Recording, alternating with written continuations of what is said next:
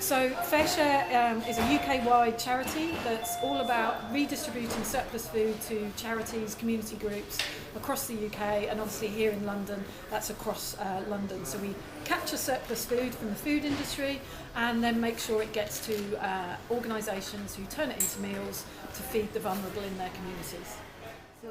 We have various different ways in which we are funded.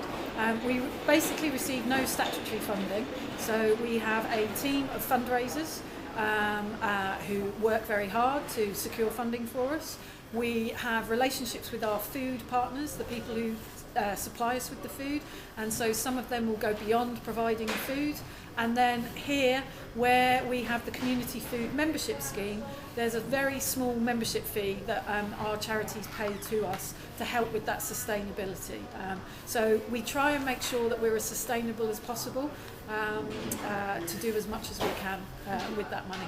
At the moment, we've got evaporated milk in the same place as we've got the baked beans. So that's part of what the volunteers here help us do, is to actually sort the food out so that we know, right, that's beans, that's milk, no, that's the wrong way around, that's milk and that's beans.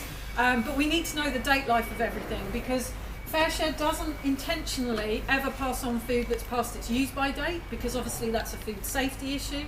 But also we generally don't pass on food past its best before date either. The only time we would ever do that is when the manufacturer has offered us an extension to say that the food is good for a certain period of time.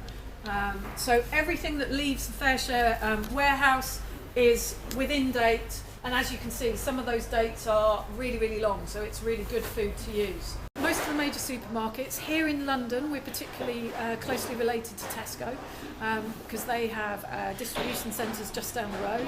We also receive here in London food from Co-op, from Asda, and then we also have relationships with the major food providers such as Kellogg's, Nestle, Unilever. We work with some of the manufacturers like Greencore, the wholesalers like AMT. So absolutely every stage of the food industry, food and drink industry, we're trying to work with them to capture the surplus as early as possible.